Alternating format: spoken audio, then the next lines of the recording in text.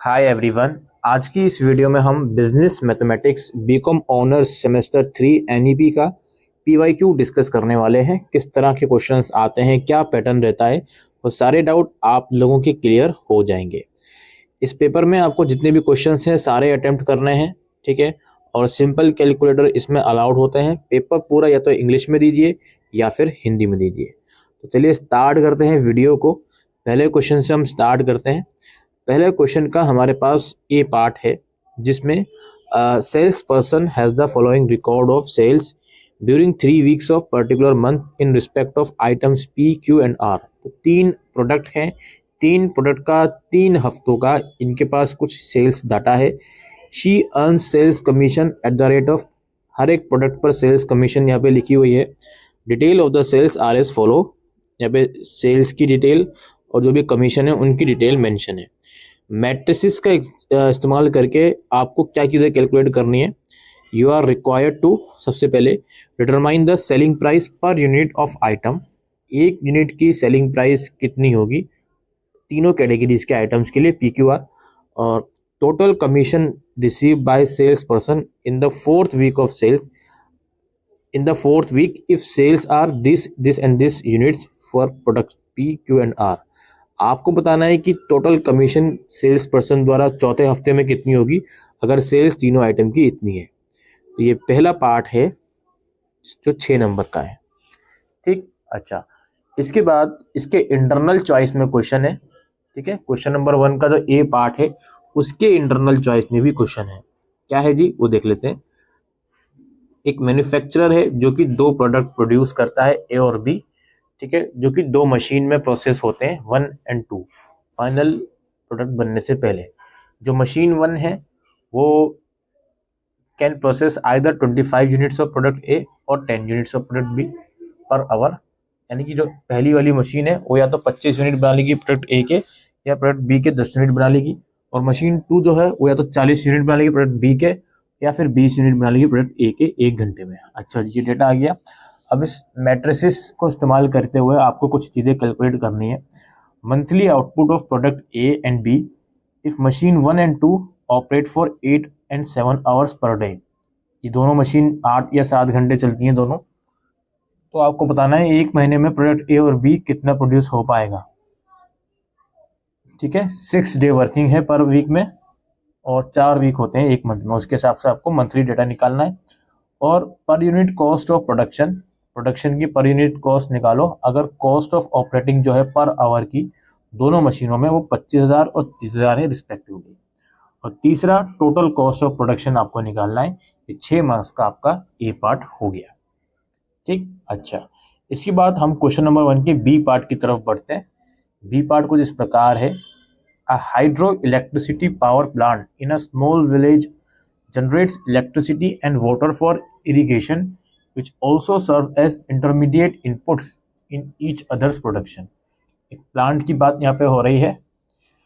To generate a unit of electricity, 0.40 unit of electricity and 0.20 units of water are needed।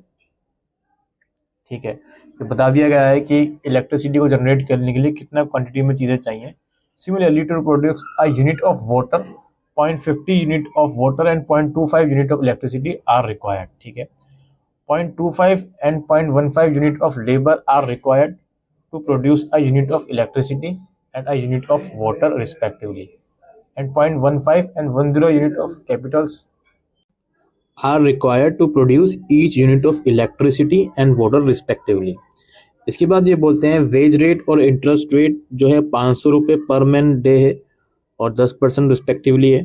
Village को चाहिए 1800 kilowatt की electricity और 4400 cubic feet का water final consumption के लिए, ठीक है। अब आपको मैट्रिसेस का इस्तेमाल करते हुए निकालना है कि बैलेंसिंग इक्वेशन क्या होगी और test the Hawkins Simon condition of viability of the system.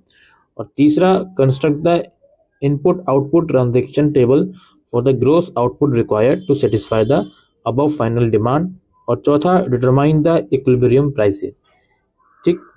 4 चीज़ें आपको कैलकुलेट करनी है। 5वीं है compute the total value added. तो ये 12 मार्क्स का पार्ट बी है।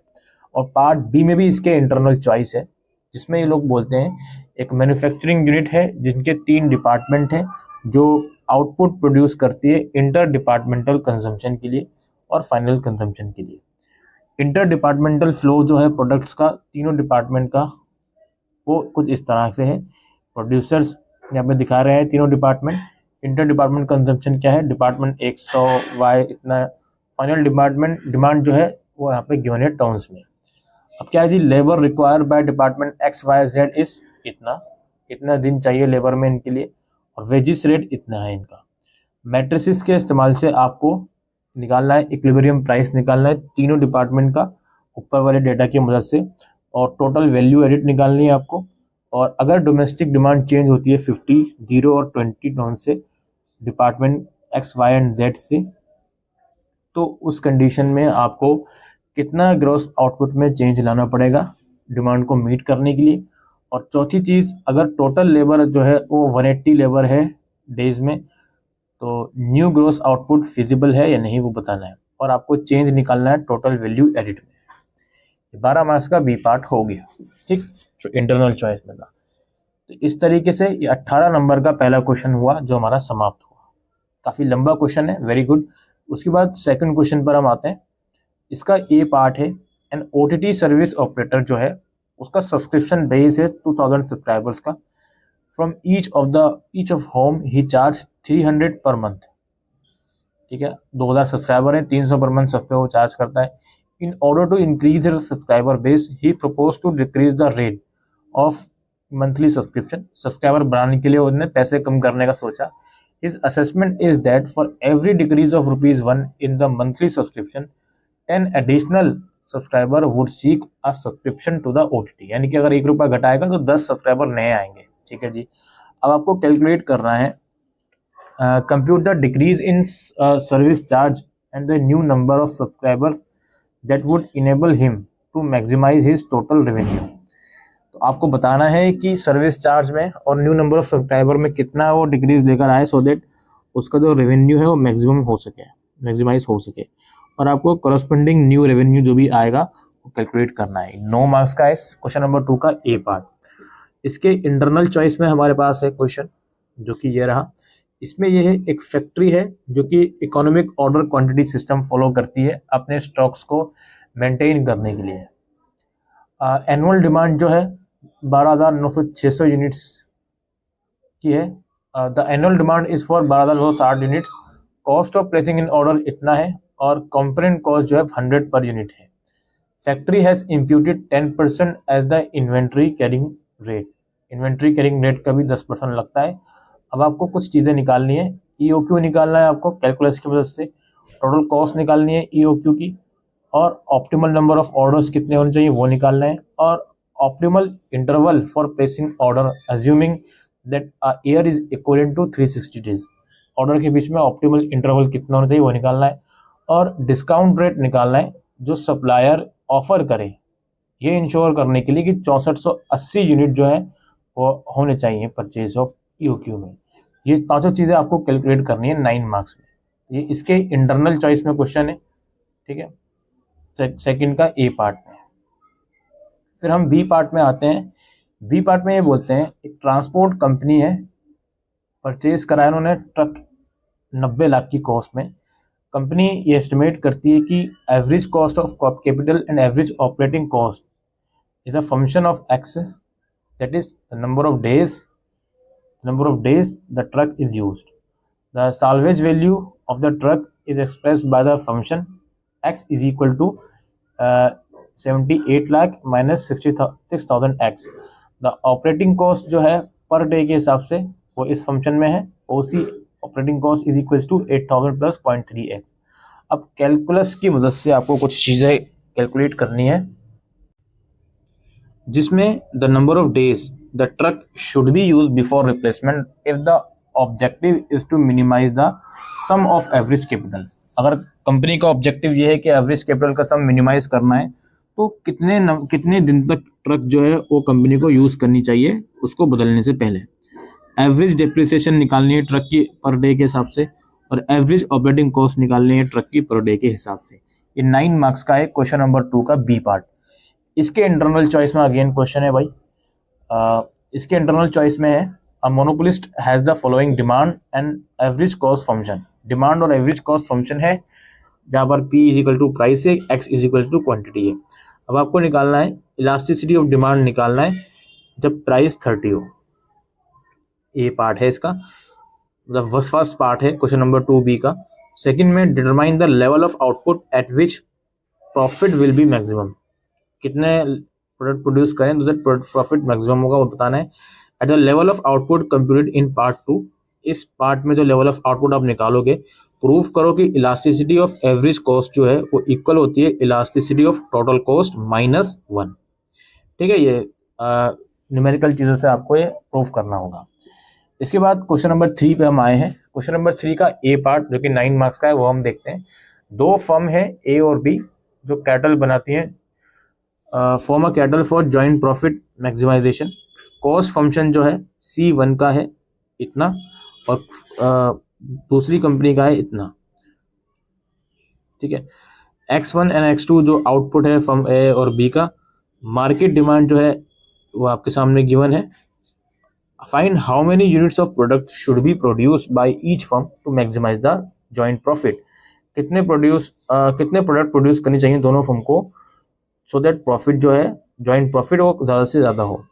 आपको मैक्सिमाइज जॉइंट प्रॉफिट निकालना है और प्राइस जो भी चार्ज कर रहा है फर्म वो कैलकुलेट करना है 9 मार्क्स में। 3 का ए पार्ट है। इसके इंटरनल चॉइस में हमारे पास क्वेश्चन है, उसमें ये है फॉर द प्रोडक्शन फंक्शन। एक प्रोडक्शन फंक्शन आपके पास है जिसमें L लेबर है, K कैपिटल है और Q है प्रोडक्शन। आपको कुछ चीज़ें डिटरमाइन करनी है, लेट्स सी। इसमें आपको 4 चीज़ें निकालनी है basically. Nature of return to scale, marginal rate of technical substitution, elasticity of substitution और whether the production function satisfies the Euler's theorem. ये आपको कैलकुलेट करना है। इसके बाद हम बी पार्ट में इसके चलते हैं। बी पार्ट है इसका, when the price of a smartphone average 4000 as phone company limited sold 20 units every week. एक पर्टिकुलर प्राइस पे इतने प्रोडक्ट ये लोग भेजते थे। जब प्राइस ड्रॉप हुई 10,000 पे तो 120 स्मार्टफोन ये लोग हर हफ्ते बेच रहे थे। व्हेन द प्राइस वॉज 4000 तो 200 स्मार्टफोन ये बेच रहे थे और प्राइस 1000 पहुंची तो 50 ये लोग भेज पाए। आपको कैलकुलेट करना है demand and supply function assuming both are linear और कंज्यूमर्स एंड प्रोडक्शन सरप्लस आपको कैलकुलेट करना है। ये 9 मार्क्स का है बी पार्ट। इसके इंटरनल चॉइस में हमारे पास क्वेश्चन है। इंटरनल चॉइस में क्वेश्चन ये है, मार्जिनल रेवेन्यू जो है कमोडिटी का वो इतना है, मार्जिनल कॉस्ट जो है वो इतनी है और कॉस्ट ऑफ प्रोड्यूसिंग 73 यूनिट जो है वो इतना है। आपको कैलकुलेट करना है प्रॉफिट फंक्शन, प्रॉफिट और लॉस फ्रॉम सेलिंग 100 यूनिट्स कितना होगा, प्रॉफिट मैक्सिमाइजिंग आउटपुट कितना होगा और मैक्सिमम प्रॉफिट कितना होगा। ये बी पार्ट यहाँ पे हमारा खत्म हुआ, 9 मार्क्स का है। इसके बाद क्वेश्चन नंबर 4 हमारा स्टार्ट होता है। क्वेश्चन नंबर 4 का ए पार्ट हम देखते हैं। कोई 3 करना है। क्वेश्चन नंबर 4 में मैक्सिमम पार्ट्स होंगे अलग अलग, उनमें से कोई 3 करना है। लेट्स सी फर्स्ट कितने पार्ट्स हैं इसमें। इसमें 4 parts, I can see 4 parts I think, नहीं हाँ 4 पार्ट्स हैं इसमें, तो उसमें से कोई 3 आपको करना है। लेट्स सी क्या क्या ये जो पूछ रहे हैं। सबसे पहला है a piece of land lease with eucalyptus plantations shall start yielding timber and oil from the end of 6th year onward for 30 years in all, and it's expected to yield an annual income of 1,20,000. Find the cash price of the land lease if the money is worth rupees 6% per annum. तो ये कुछ चीज़ें आपको calculate करनी है। और इसके बाद a person is contemplating installing a photocopying machine at a cost of rupees 10 lakh with a productive lifespan of 6 years, during which machine is to be maintained by supplier free of cost. He knows that on an average he can photocopy 3000 pages per day and charge 50 paisa for each pages from the customer. Toner cartridge need replacement after 5000 pages at a cost of rupees 500. A loan can be obtained to buy this machine at 9% per annum effectively. Find out whether the purchase of this machine is worthwhile or not, assuming that machine will be used in a year for 360 days. तो पूरा machine का गणित समझा दिया और loan लेके machine purchase करी जाएगी। तो बताइए कि जो भी प्रॉफिट वगैरह है, चार्ज जो भी आप चार्ज करोगे कस्टमर से, उस हिसाब से मशीन परचेज करना क्या अच्छा डिसीजन है या नहीं। इसके बाद हमारा नेक्स्ट पार्ट है 50 लाख रुपए का लोन जो है वो ड्यू है 10 साल से, instead to be paid off by 3 payment, 15,000 now और 10,000 in 4 year end a final payment of 10,000 at the end of year. If the rate of interest is 5% compounding annually, find the value of N. आप निकालो N क्या इसकी value आएगी। D part है machine that was installed at a cost of 90,000 on a diminishing balance method stood eight rupees this amount after the end of 5 years. ठीक है भाई, 5 साल के बाद मशीन की वैल्यू बता दी, डेप्रिसिएशन डिमिनिशिंग वैल्यू मेथड से आता है। अब आपको निकालना है average rate of depreciation at which machine has been depreciated during the period of 5 years. अब डेप्रिसिएशन का रेट तो दिया नहीं है, तो वो आपको कैलकुलेट करना है। अच्छा, फिर rate of depreciation applied in the first 3 year was इतना इतना और इतना रिस्पेक्टिवली, फाइंड के if depreciation eight the rate of k% पर was applied in the last 2 year. तो इन लोगों ने शुरू के 3 केसेस में बता दिया इतना है, अब आखिरी के 2 केसेस में के यानी कि इतना % चाहिए डेप्रिसिएशन, तो आप निकालिए कितना रेट उसका होगा। इसके बाद हमारा लास्ट क्वेश्चन आ गया है, अब क्वेश्चन नंबर 5 पे हम आ गए हैं फाइनली। इसमें ए पार्ट है जी, इसमें ए पार्ट है an agriculturist has a hydroponic farm with 1000 एकड़। 1000 एकड़ का फार्म है इनके पास। He produces spinach, cucumber and tomato. Whatever he raises is fully sold in the market. ठीक है, जो भी प्रोड्यूस करता है वो पूरा बिक जाता है। ही गेट ₹10 फॉर स्पाइनेक्स और 50 फॉर cucumber पर केजी एंड 40 फॉर टोमेटो पर केजी। सेल करने का प्राइस बता दिया। एवरेज यील्ड जो है 5000 केजी ऑफ स्पिनच है पर एकड़ और 700 केजी ऑफ cucumber है पर एकड़ और 800 केजी टोमेटो है पर एकड़। तो produce 200 KG of spinach and cucumber each and to produce 100 kg of tomato, a sum of ₹250 is used for manure. Labor required for each acre to raise the crop is 100 man day for spinach and 50 for cucumber and tomato. Total of 2000 man day of labor at the rate of 200 per man day are available. Formalize this linear programming model to maximize the agriculture's total profit. Do not solve. I don't think what is happening here. Okay तो ये पूरा मैंने पढ़ लिया, तो समझा देता हूँ आपको। मे बी ये सिलेबस में से नहीं होगा, तो इसलिए इन लोगों ने लिख दिया do not solve, let it be. इसमें बेसिकली डाटा दिया हुआ है, एक एग्रीकल्चरल फर्म का डाटा दिया हुआ है कि कितना कितना वो चीज़ प्रोड्यूस कर रहा है, उसमें कितना कितना खर्चा आ रहा है लेबर का और बाकी चीज़ों का, और सेल इतने इतने में कर रहा है। उस हिसाब से चीज़ों को कैलकुलेट करना है। इसका बी पार्ट हमारे पास है। लेट्स सी बी पार्ट में ये लोग क्या पूछ रहे हैं। बी पार्ट में टैबलेट मैन्युफैक्चरिंग कंपनी है जो कि 3 different kind of smart tablet बनाती है इनके डेटा स्टोरेज के हिसाब से। All the type of tablets can be profitably manufactured by company, but companies production is constrained by the capacity of 3 operation that process the unit of hardware, that is touch screen, CPU and batteries each month. Production manager will choose the combination of tablet that maximizes profit based on information available regarding the number of hardware component, proceed, monthly proceed capacity and profit per tablet in the following table। तो data given है भाई, 3 product को produce करने में कितना कितना चीज़ें इसकी लग रही हैं। आपको सिंपल टेक्निक से by using the simple technique the following solution was obtain. कुछ टेक्निक लगा के इनके पास कुछ सॉल्यूशन आया। अब इसमें आपको कंप्लीट करना है ऊपर वाली टेबल को। क्या आप एग्री करते हो कि ये जो ऑप्टिमम प्रोडक्शन है ऊपर का या नहीं? अगर नहीं है तो इस सॉल्यूशन को इम्प्रूव करो और बेस्ट प्रोडक्शन स्ट्रेटजी बताओ। इसके बाद इसमें और भी कुछ हैं। How many unit of each tablet, हर एक टेबलेट के कितने यूनिट प्रोड्यूस होनी चाहिए प्रॉफिट को मैक्सिमाइज करने के लिए, और प्रॉफिट एक्चुअल में फिर कितना होगा। All 3 type of tablet produce, if not why, क्या तीनों टाइप के टैबलेट को प्रोड्यूस करना चाहिए, अगर नहीं तो क्यों नहीं। और all 3 hardware processing operation completely use, तीनों जो हार्डवेयर प्रोसेसन है वो यूज होने चाहिए या नहीं वो आपको बताने हैं। और अगर नहीं तो कौन सा ऑपरेशन यूज होना चाहिए या यूज नहीं होना चाहिए। What are the shadow price, shadow price क्या है, ठीक है। If there an alternate product mix which give the same total profit, give reason. और how many CPU are produce to make all the tablets in the optimum solution. और फिर है, अगर 18 unit of 128 GB tablet are manufacture, what will be the new product mix and new profit. ये हो गया हमारा question number 5। अब इसके इंटरनल चॉइस में भी क्वेश्चन हमारे पास है। इंटरनल चॉइस में क्वेश्चन ये है, एक मैन्युफैक्चरिंग कंपनी है जो कि 3 प्रोडक्ट बनाती है, again each of which require 3 operation as part of manufacturing process. Company can sell all the product it can manufacture, but its production capacity is limited by capacity of its operation. Additional data concerning the company are as follow। कुछ data यहाँ पर given है।